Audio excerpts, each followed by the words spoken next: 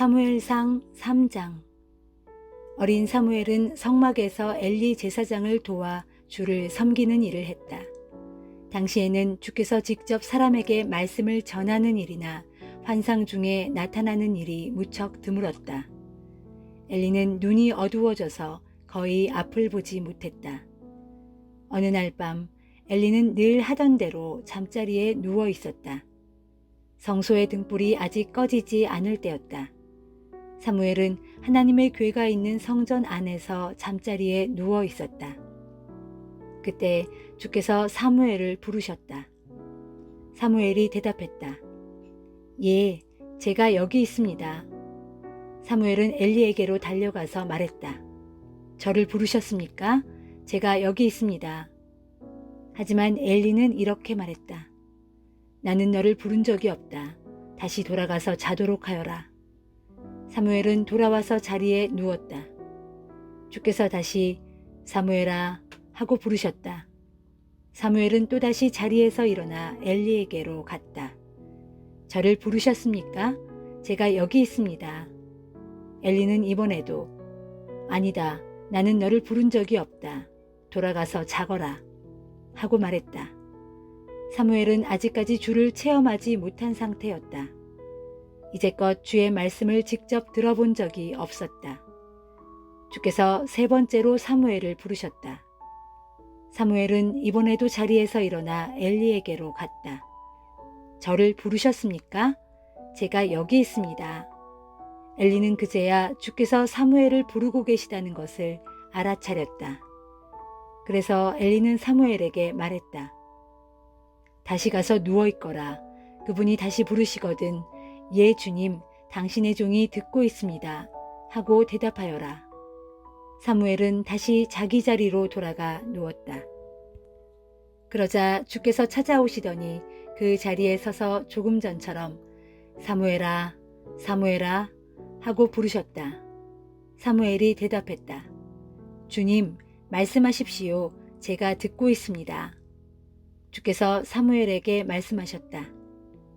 이제 내가 이스라엘 백성이 깜짝 놀랄 만한 일을 할 작정이다. 그 일에 대해 듣는 사람들은 두 귀가 먹먹해질 정도로 놀랄 것이다. 그때가 되면 내가 엘리의 집안에 대해 지금껏 말했던 것들을 모두 행할 것이다. 엘리는 자기 자식들이 나쁜 짓을 하는 줄 알면서도 막지 못했다. 그래서 내가 엘리의 집안을 영영 일어서지 못하도록 심판을 하겠노라고 그에게 이미 알려주었다. 그래서 나는 엘리의 집안을 두고 엘리의 집안이 저지른 죄악은 제물이나 예물로도 씻을 수 없을 것이다 라고 맹세했다.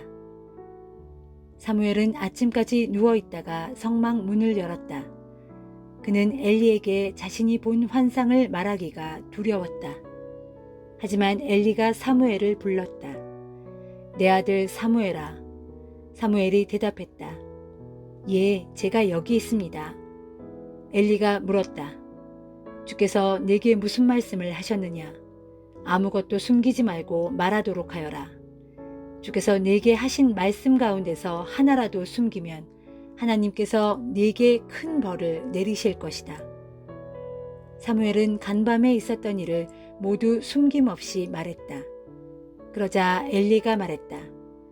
그분은 주님이시니 그분이 보시기에 선한 일을 하실 것이다. 주께서는 자라나는 사무엘과 늘 함께 하셔서 사무엘에게 하신 말씀은 무엇이든 다 이루어지게 해주셨다. 그리하여 단에서부터 브엘세바에 이르기까지 이스라엘의 모든 사람이 사무엘을 주의 예언자로 떠받들었다. 주께서는 실로의 성전에 계속 나타나셔서 사무엘에게 말씀을 통하여 자신의 뜻을 가르쳐 주셨다. 로마서 3장. 그러면 유대인이라고 해서 특별히 이로운 점이 무엇이겠습니까? 그리고 과연 할례의 가치는 무엇입니까? 여러모로 많은 유익과 가치가 있습니다. 무엇보다도 먼저 유대인은 하나님의 말씀을 맡았습니다. 물론 유대인 중에도 분명 믿지 않는 자들이 있긴 합니다. 하지만 믿지 않는 자들이 있다고 해서 하나님의 신실하심이 무효가 될 리가 있겠습니까? 절대로 그럴 리 없습니다. 세상 사람들이 모두 거짓말쟁이라 하더라도 오직 하나님만은 참되십니다. 그러기에 성경에 기록되기를 주께서 하시는 말씀은 언제나 옳고 주께서 내리시는 심판은 항상 올바릅니다 하였습니다. 그러나 어떤 사람은 이렇게 말합니다. 하지만 우리의 불의가 하나님의 의로움을 더욱더 분명하게 드러내지 않습니까? 그럴 때 우리는 어떻게 말해야 할까요? 하나님께서 우리에게 진노를 내리시는 것이 잘못이라고 말입니까? 이 말은 내가 세상 사람들의 주장을 그대로 옮긴 것입니다. 절대로 그렇지 않습니다. 만약 그렇다면 하나님께서 어떻게 세상을 공정하게 심판하실 수가 있겠습니까? 또 더러는 이렇게 주장하는 사람도 있습니다. 내 거짓이 하나님의 신실하심을 더욱 크게 드러나게 하고 하나님의 영광을 더욱 크게 할 것이니 내가 죄인으로 정죄받을 이유가 어디에 있단 말인가? 만일 이런 논리를 편다면 우리가 악하면 악할수록 하나님께는 결국 더 좋은 일이 된다는 말이 되고 맙니다. 사실 어떤 사람들은 우리가 그렇게 말하고 다닌다고 비방하기도 합니다. 그런 사람들은 정죄를 받아 마땅합니다. 그러면 어떻게 결론을 내려야 할까요?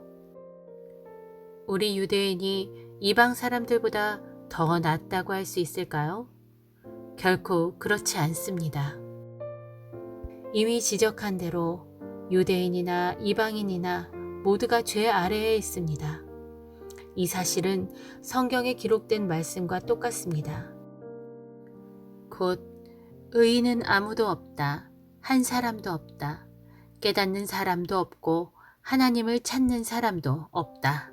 모두가 곁길로 빠져 못된 짓을 저지르는 쓸모없는 사람들 뿐이니 선한 일을 하는 사람은 찾아볼 수 없다. 단 한 사람도 찾을 수가 없다.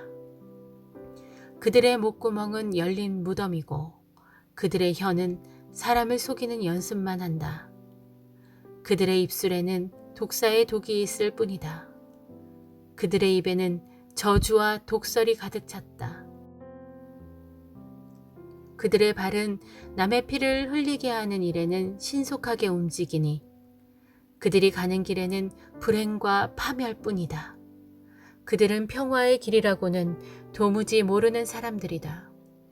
그들의 눈에는 하나님을 두려워하는 기색이 조금도 없다. 이제 우리는 율법이 무엇을 말하든 그것은 결국 율법 아래에 있는 모든 사람을 향해 말하는 것임을 알고 있습니다. 그리하여 모든 사람들의 입을 다물게 하고 온 세상이 하나님 앞에서는 유죄라는 사실을 드러내려는 것입니다. 그러므로 율법을 잘 지킴으로써 하나님 보시기에 의롭다고 인정을 받을 수 있는 사람은 아무도 없습니다. 하나님의 율법은 우리로 하여금 스스로가 죄인이라는 사실을 깨닫게 해줄 따름입니다. 그러나 이제 율법과는 상관없이 하나님께 의롭게 받아들여지게 되는 길이 하나님에게서 나타났습니다. 거기에 대해서는 율법과 예언자들이 한결같이 증언하고 있습니다. 하나님에게서 비롯된 이 의로움은 예수 그리스도를 믿는 모든 사람에게 주어지는 것입니다. 거기에는 아무런 차별이 없습니다. 그것은 모두가 죄를 지어서 하나님의 영광에는 이를 수가 없는 처지이기 때문입니다. 이처럼 모두가 죄인일지라도 그리스도 예수께서 마련해 놓으신 죄사함을 통해 하나님의 은혜로 말미암아 모두가 아무런 대가도 치르지 않고 값없이 하나님께 의롭다는 인정을 받을 수 있습니다. 하나님께서는 그리스도 예수를 세상에 보내어 피를 흘리게 하심으로써 우리를 위한 속죄 제물로 삼으셨습니다. 하나님께서 앞서 지으신 우리의 죄를 벌하지 않은 채로 참으신 것도 이렇게 자신의 의로움을 널리 드러내시기 위해서였습니다. 이렇게 하나님께서 지금 이 시대에 자신의 의로움을 나타내신 것은 자신이 진정 의로운 분이시라는 것과 또 자신의 독생자 예수 그리스도를 믿는 사람들은 누구나 의롭다고 인정해 주신다는 사실을 드러내 보여주기 위해서였습니다. 그러므로 우리 사람이 자랑하며 내세울 것이라고는 아무것도 없습니다. 전혀 없습니다. 왜 그렇습니까? 우리가 하나님께 의롭다고 받아들여지게 하는 것은 우리가 행위의 법에 따라 율법을 잘 지킴으로써 그렇게 된 것이 아니고 오직 예수 그리스도를 믿는 믿음의 법에 따라 그렇게 된 것이기 때문입니다. 그렇습니다. 사람이 하나님께 의롭다고 받아들여지게 된 것은 율법을 준수하는 것과는 상관없이 오직 믿음에 의해 그렇게 된다는 것이 우리의 주장입니다. 하나님께서는 유대인만의 하나님이 아닙니다. 그분이 이방인들에게는 하나님이 아닌 걸까요? 그렇지 않습니다. 그분은 이방인들에게도 역시 하나님이십니다. 참으로 온 세상에 하나님은 오직 한 분만이 존재하기 때문입니다. 그러므로 하나님께서는 할례를 받은 사람들도 그 믿음을 보시고 의롭다고 인정해 주시고 할례를 받지 않은 사람들도 똑같이 그 믿음을 보시고 의롭다고 인정해 주시는 것입니다. 그러면 이러한 믿음에 의해 율법은 아무것도 아닌 것이 되어버릴까요? 절대로 그렇지 않습니다. 오히려 믿음은 율법을 더욱 굳건하게 세워줍니다.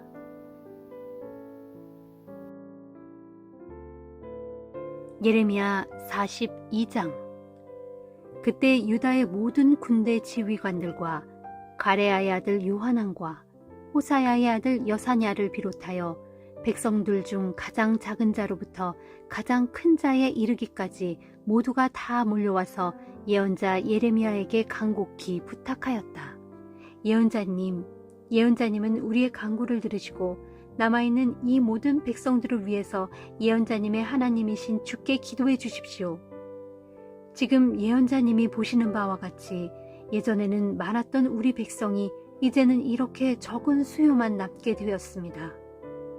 그러니 이제 우리가 가야 할 곳이 어디인지, 우리가 해야 할 일은 무엇인지를 예언자님의 하나님께 여쭈어 주시기를 바랍니다.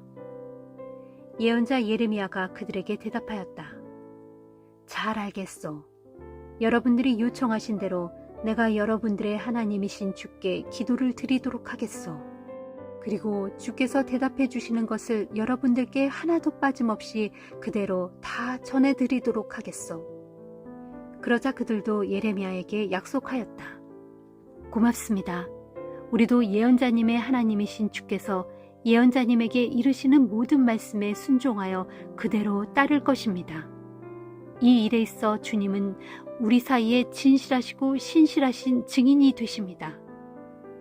우리가 이처럼 예언자님에게 특별히 부탁하여 우리 하나님이신 주께 기도해 주시기를 요청하는 것은 주님의 응답이 좋든지 나쁘든지 개의치 않고 오직 주님의 말씀대로 따르기 위함입니다. 우리가 우리 하나님이신 주님의 말씀대로 따르면 정녕 우리가 복을 받아 우리의 모든 일이 잘 풀릴 것입니다.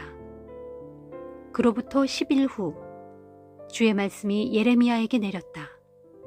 그래서 예레미야는 가레아의 아들 요하난과 그와 함께하는 모든 군대 지휘관들을 비롯하여 백성들 중 가장 작은 자로부터 가장 큰 자에 이르기까지 모두를 다 불러 모으고 그들에게 말하였다.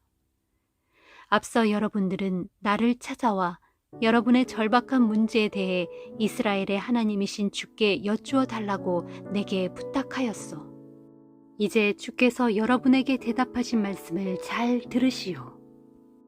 주께서 이르시기를 너희가 유다 땅을 떠나지 않고 그 땅에 여전히 머물러 살면 내가 너희를 세워주겠고 헐지 않을 것이며 너희를 심어주겠고 뽑지 않을 것이다.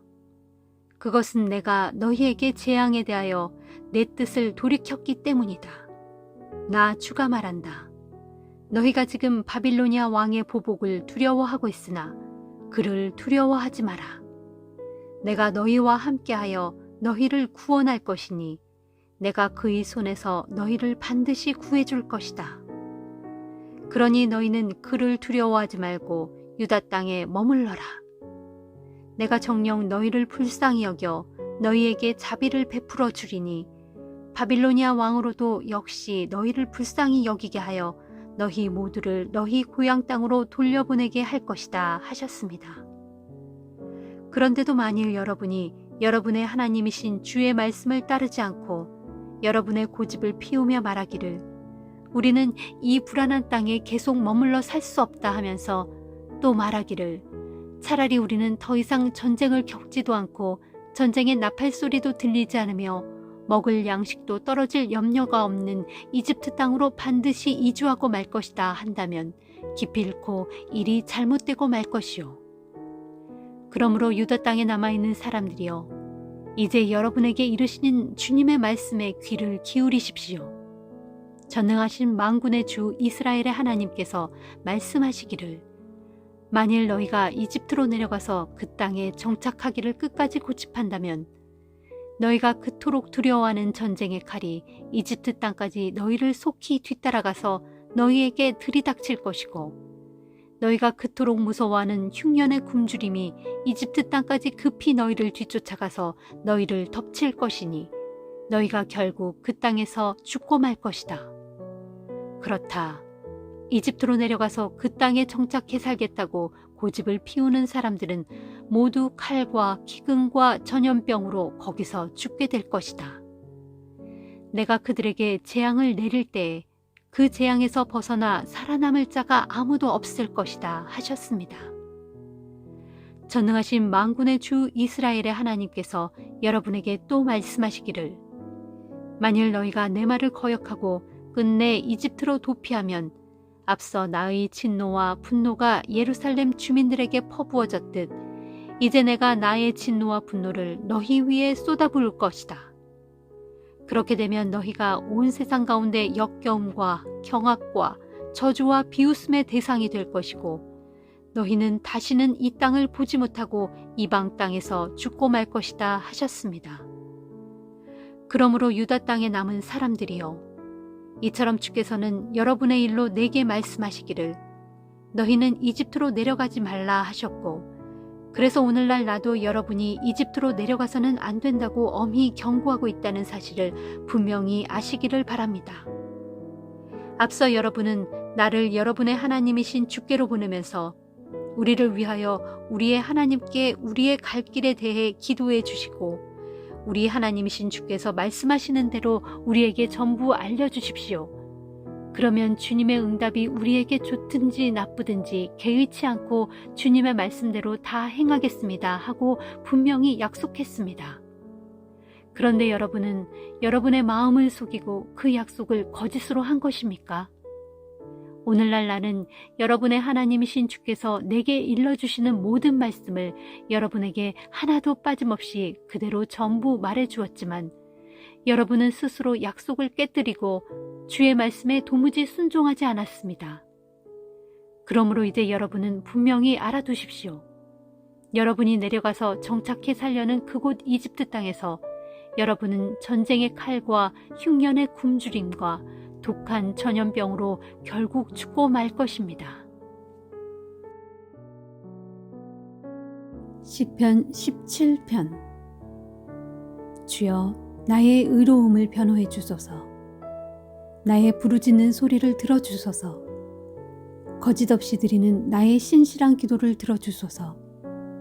주께서는 언제나 공정하신 분이니 주님의 눈으로 과연 누가 옳은지 공평하게 살펴주소서.